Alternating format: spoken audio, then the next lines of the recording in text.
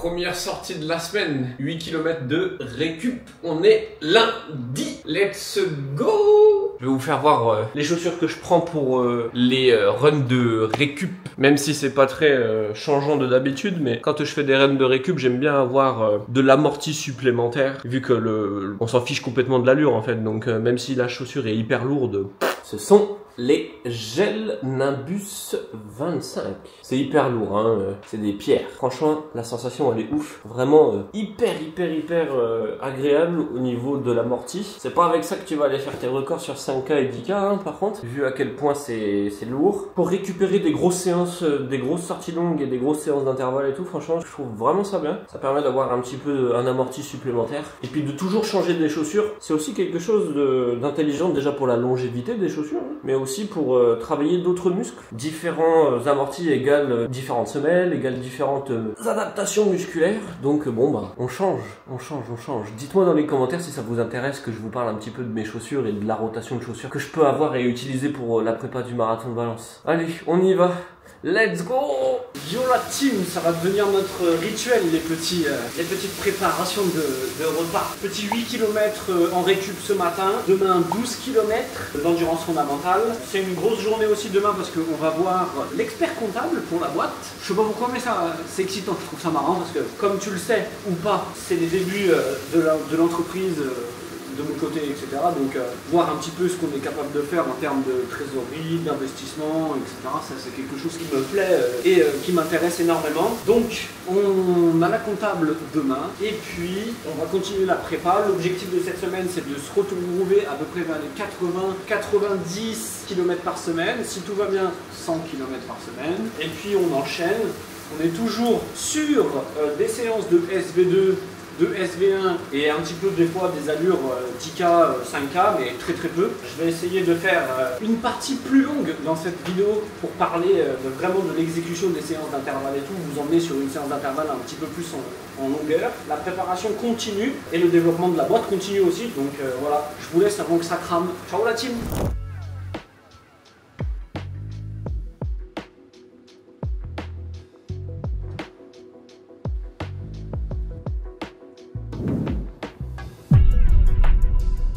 On se retrouve mardi pour le petit rendez-vous pour l'expert comptable, comme je vous l'ai dit. Ça fait bizarre de se retrouver de l'autre côté de la barrière, parce que nous on a toujours été habitués à être du côté du banquier, parce que comme vous le savez, moi j'étais à l'inspection générale, j'ai toujours travaillé en banque et tout, donc ça fait bizarre de se retrouver de l'autre côté, mais ça fait du bien aussi. En même temps, on va aller au resto, parce que je me rends compte qu'en fait je bosse, et puis on profite même pas. Pour mon anniversaire, j'ai même pas fait de resto, j'ai rien fait, donc on va aller profiter un petit peu, et puis on vous emmène un petit peu. Bon, je pense pas qu'on emmènera dans le rendez-vous avec l'expert comptable, hein. Je suis pas encore assez à l'aise pour ramener des caméras et la mettre dans la tête des gens, mais voilà. En tout cas, c'est super bien parce que ça veut dire que le business se lance et qu'on va pouvoir réinvestir un petit peu partout. Allez, ciao.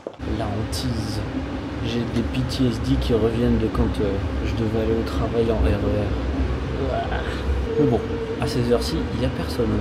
Comme vous avez pu le voir, je n'ai pas pu vous emmener dans le rendez-vous expert comptable. Par contre, on sort du resto et franchement, ça fait trop du bien de pouvoir goûter des trucs comme ça. C'est l'une de mes passions, moi. Pendant très longtemps, j'ai vraiment été à chaque fois avec le sentiment de culpabilité à chaque fois que je mangeais et tout, quand de par mon parcours, hein, de par le fait que j'étais obèse et tout, à chaque fois j'avais l'impression qu'un aliment plus gras ou moins gras ou avec plus de glucides, moins de glucides, c'était pas bon, c'était pas bénéfique pour moi. Quel bonheur de ne plus avoir cette culpabilité là, ça fait vraiment du bien. Donc toujours se rappeler ça et toujours se rappeler que c'est pas parce qu'on est dans une situation actuelle que ça peut pas bouger, que ça peut pas changer. Les seules choses que l'on peut faire, c'est vraiment prendre des actions, mettre les actions en place et contrôler notre réaction à nous, parce qu'en fait c'est la seule chose qu'on peut maîtriser, c'est la seule chose qu'on peut changer. Ça fait vraiment plaisir. Pour le business, on va voir exactement ce qui va pouvoir être mis en place pour développer un peu les offres de coaching, etc. Mais c'est des bons signes, c'est bon signe. Donc on se retrouve pour la petite sortie de 12 km ce soir, endurance fondamentale, et let's go. Mais avant d'aller courir, il faut... Wow, la caméra a failli tomber. Donc, avant d'aller courir, Qu'est-ce que je voulais dire? Aïe aïe aïe, ce YouTube game, c'est pas encore très facile pour moi. Donc oui, avant d'aller courir, c'est important de faire les débriefings des coachés. Donc je vais m'y mettre, mais comme tu peux le voir, c'est le bordel. Donc je vais ranger avant de me mettre à faire les débriefings des séances. Parce que un plan de travail propre, c'est aussi un esprit propre pour pouvoir bien réfléchir. Donc let's go!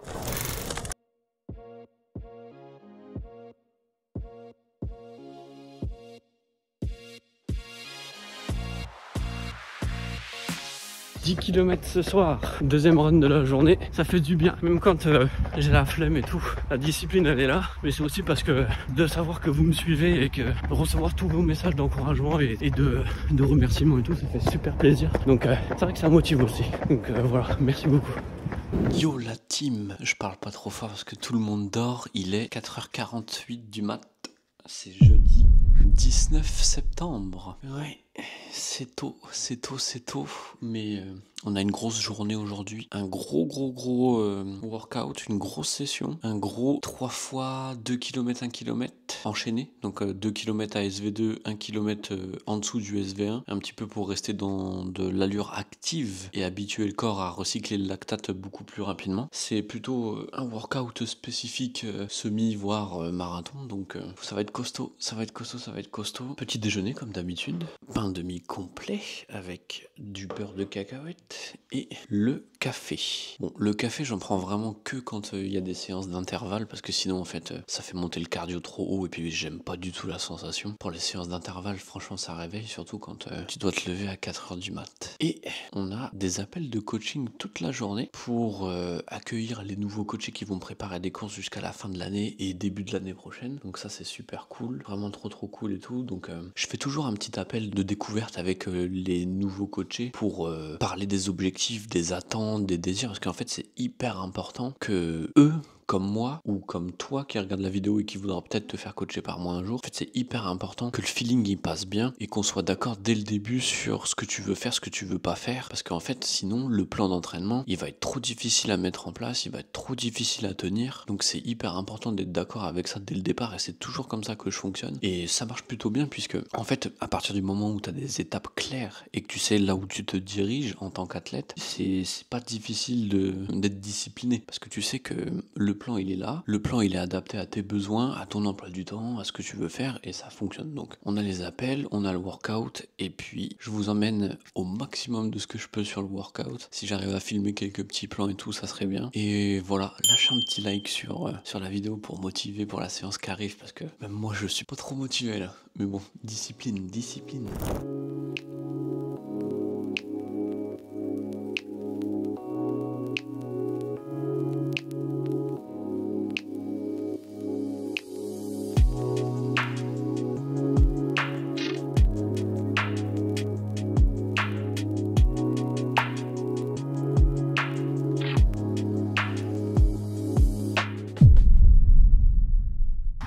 Yo la team, on se retrouve pour le petit run de 14 km.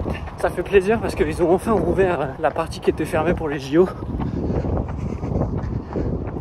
Tout ça là c'était les JO, c'était le village olympique et tout. C'était fermé donc c'était vraiment chiant de faire tout le temps le même tour pour le parc de Saint-Ouen, mais allez let's go, petit 14 km. Je profite de ce petit run en endurance fondamentale pour parler du deuxième point de cette vidéo et aussi de comment je gère la prépa mentale pour le marathon de Valence. C'est déjà par commencer par le fait d'accepter.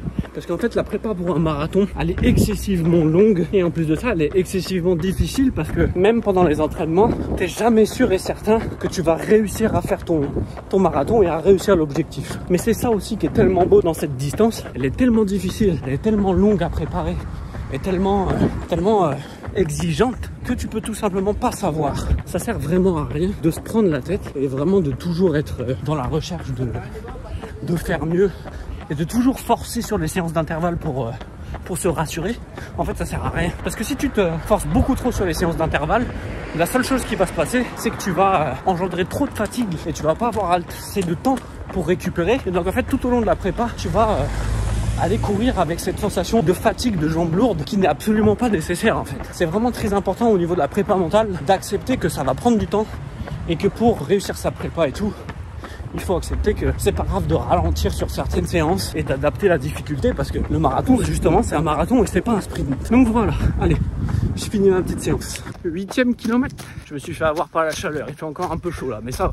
On continue, ça fait du bien. La vue est beaucoup mieux que juste du béton. C'est agréable, ça fait du bien de entendre les oiseaux. Allez, let's go, la team, on finit. Bon, je vous reprends là, la team. On est toujours vendredi. Le run de 14 km m'a donné faim. Enfin, je sais pas si vous, ça vous fait la même chose. Mais quand je suis en prépa marathon, je deviens un ogre. Genre, vraiment, j'ai faim tout le temps. C'est hyper dur de manger proprement et sainement. Mais on tient le choc,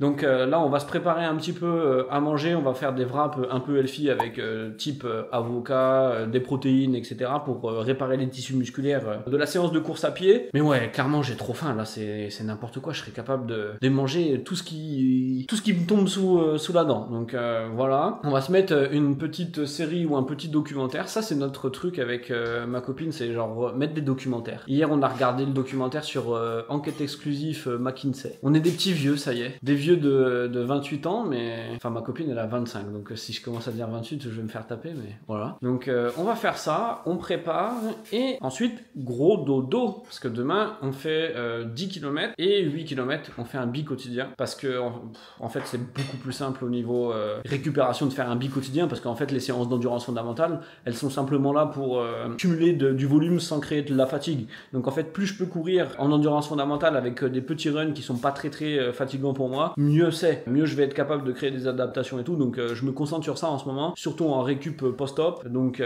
c'est vraiment le gros focus. Je sais pas comment vous vous organisez, dites-le moi dans les commentaires comment vous vous organisez quand vous êtes un peu plus fatigué que d'habitude. Et puis voilà. Regardez qui est toujours là. Tu as faim ?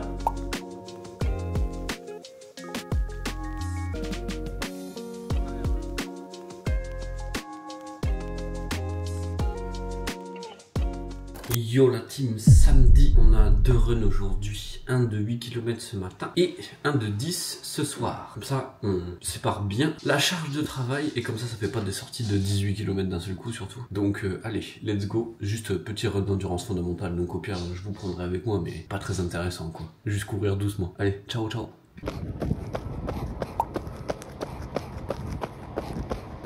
Cette fois-ci, on mange avant d'aller faire le deuxième run de la journée. Très important de toujours avoir assez de nourriture. Sinon, c'est là où on se blesse. Hein, parce qu'en fait, on n'a pas assez de temps pour récupérer. Et on n'a pas assez d'énergie. Donc là, franchement, je me suis pas pris la tête. Hein. J'ai vraiment fait riz, pain de mie complet avec steak haché. Des fois, c'est pas aussi fancy qu'on veut le croire. Hein, donc c'est un peu avec les moyens du bord. Donc voilà, on a bossé sur les appels de coaching. Et aussi la création de contenu. Et donc on est à peu près à jour. Ce soir on a une petite soirée, donc ça va permettre aussi de décompresser un petit peu. Je finis de manger, on va courir et c'est tout.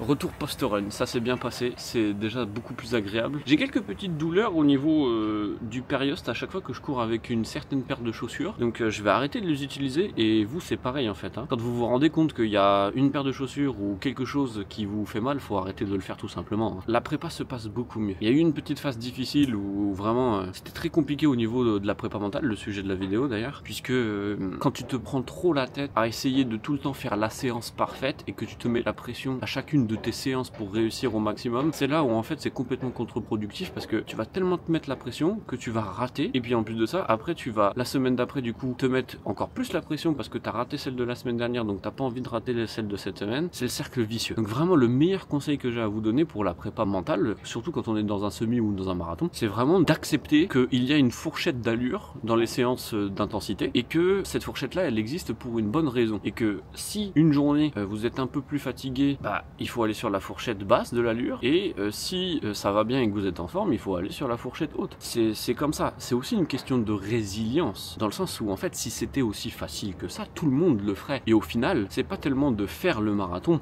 et de faire le semi-marathon qui est exceptionnel. Hein. La plupart des personnes se trompent. Auquel de faire la distance et tout, c'est impressionnant. Mais ce qui est le plus impressionnant en fait, et là je vous pose la question et dites-le moi dans les commentaires sur ce que vous pensez par rapport à ça. Mais en gros, ce qui est le plus important, c'est la capacité qu'on a eue à s'entraîner pendant des semaines et des semaines et des semaines et des semaines et à être assidu, à vraiment mettre tout en place pour pouvoir réussir son plan d'entraînement, aller s'entraîner 3, 4 fois, 5 fois, 6 fois par semaine. Et c'est ça le plus important au final. Dès qu'on se décorrèle un petit peu de la finalité de la chose et qu'on se concentre un peu plus sur l'aventure, sur la prépa et sur les centaines de séances qu'on va faire afin d'atteindre l'objectif, c'est déjà beaucoup plus facile de tenir la prépa. Ça veut dire que c'est pas une seule séance qui va déterminer absolument tout. C'est l'ensemble. Si une séance se passe mal, et bah hop, c'est pas grave, on la met de côté et puis après on se concentre sur la prochaine, on passe à autre chose et c'est tout. Parce que au final, ça sert à rien. C'est complètement contre-productif. Voilà. Sur ces petits mots sages, je vais prendre ma douche et après petit café et on bosse. On a les appels de coaching et tout pour accueillir les nouvelles personnes qui veulent préparer une course pour le semi-marathon, le marathon, etc. Donc on va faire les appels de coaching avec ces personnes-là. D'ailleurs, si toi aussi tu veux te faire coacher pour préparer un semi-marathon, un marathon, et que tu as envie de vraiment y aller à donf, simplement donner absolument toutes les chances de ton côté pour réussir ton objectif, je te mets le lien dans la description si tu veux prendre un call avec moi pour qu'on en parle, qu'on discute de tes besoins, de aussi ce que tu as envie de faire, ce que tu n'as pas envie de faire. C'est mon rôle en tant que coach, donc voilà. Allez, on finit, et comme d'habitude, la mascotte n'est jamais très loin. Il y a un bout de sa queue juste là, avec ses petites patounes là. Je vais pas aller l'embêter, ça serait méchant. Allez, ciao la team. Un vrai petit vieux avec son caddie. On est invité ce soir pour une soirée déguisée pour raconter ses vacances, donc on va faire les courses. Et puis bah, je vous laisse deviner mon déguisement, hein, mais ça va pas être très compliqué. Le déguisement était pas trop difficile à deviner. Allez, go. Je sais pas si on va bien l'avoir. Yo la team, on est dimanche, sortie longue, enfin mi-longue, hein. On va être à peu près sur du 20 km. Un petit travail au SV1, je vais voir encore à peu près ce que je vais faire. Je sais pas si je refais un petit 3 fois 10 minutes avec 3 minutes de récup à SV1. Essayer de voir un peu comment ça réagit là, voir le cardio comment il réagit et aussi la respiration. Donc on va voir ça, on mange, petit déjeuner, hyper important de déjeuner avant de faire les sorties longues ou les séances d'intervalle pour avoir assez d'énergie, parce que sinon en fait tu te retrouves à avoir pas de jus sur tes sorties, pas de jambes, que dalle, donc pas très agréable, hein. Donc voilà, moi mon petit déj c'est pain de mie complet, beurre de cacahuète, c'est tout, rien d'autre. Les protes je les prends après l'entraînement. Allez, je mange et on y va. Deuxième 8 minutes. Allez, le cardio est bien là, on profite. Récup après la première rep de 6 minutes. Encore 2 reps, c'est dur, c'est le mental là, mais bon. À chaque fois ça fait comme ça, hein. Je sais pas toi, mais à chaque fois que tu arrives au plein milieu de la séance, juste avant tu te dis ouais c'est pas possible, j'y arriverai jamais. Et en fait à chaque fois que tu arrives, c'est pour ça que la course à pied c'est vraiment un truc de fou. Pour le dépassement de soi, pour la confiance en soi. Allez, encore 2 reps les gars, et les filles. Allez, dernière rep de fini, ça fait du bien, ça passe, ça passe. On rentre, on mange. Yo, on est toujours dimanche, hein. Je suis toujours sur les débriefs de coaché depuis maintenant plus d'une heure, 1h30. Ça prend du temps, hein. Ça prend vraiment du temps d'analyser, surtout que là, énormément de coachés commencent à avoir leurs courses. Le semi de Lyon en octobre, le semi de Lisbonne, les 10 km. Donc on fait tout ça, on essaie de rassurer un maximum tout le monde, parce qu'en fait, c'est ça, hein. La plupart du temps, les séances sont parfaitement exécutées, hein. Tiens, je vais te faire voir tout de suite. Les séances sont parfaitement exécutées et les gens s'inquiètent. Ce qui est tout à fait normal, hein, c'est l'être humain, mais tout se passe bien, hein. Là, par exemple, la séance, c'était un 2x2000 avec... tac, les allures qui sont parfaites. Tu le vois ici, hein, la constance d'allure, elle est parfaite. La fréquence cardiaque, elle augmente un petit peu, mais on est quand même assez stable et tout. Et de toute manière, c'est là où on essaye de développer le cardio en ce moment et de travailler un petit peu ce SV1. Donc en fait, on essaye d'être de plus en plus efficient. On est sur un début de cycle, donc en fait, c'est tout à fait normal. Et les séances sont parfaites, hein. L'allure, elle est grave constante. Donc franchement, c'est vraiment top, hein. Vraiment top. Je dirais que, en fait, c'est la pression. La pression que les gens se mettent, c'est incroyable. Et c'est mon taf en tant que coach de remettre les pendules à l'heure et de dire écoute, t'en fais pas, tu fais les choses bien, ça va aller, t'inquiète pas. C'est mon taf, mais du coup ça prend du temps. Je prends très à cœur le fait d'accompagner tout le monde et tout, et d'essayer de faire au maximum que tout le monde se sente bien. Ça prend du temps forcément. Donc je continue encore, et puis bah après on va se reposer un petit peu quand même, hein. Repos bien mérité pour le coach aussi. Je suis vraiment dans le même état que la mascotte là. Gros dodo. Ah là là, il me fera toujours rire lui. Il a une vie si paisible. Il est 17h37, ça fait depuis 13 heures que je suis sur l'ordi, j'ai fait les débriefings de tous les coachés, les plans jusqu'aux fins de course, etc. J'ai aussi répondu à tous les gens dans le challenge, c'est vraiment trop bien. Ça par contre le challenge c'est vraiment un truc de ouf. Le but c'était vraiment d'avoir quelque chose qui puisse permettre aux gens de s'entraîner et d'avoir un plan d'entraînement vraiment structuré pour eux, parce que la plupart des gens en fait ne savent même pas ce que c'est des séances d'intervalle, des séances de fractionnés, qui sont la même chose en fin de compte, hein, et qui n'ont jamais eu de plan d'entraînement pour eux. Donc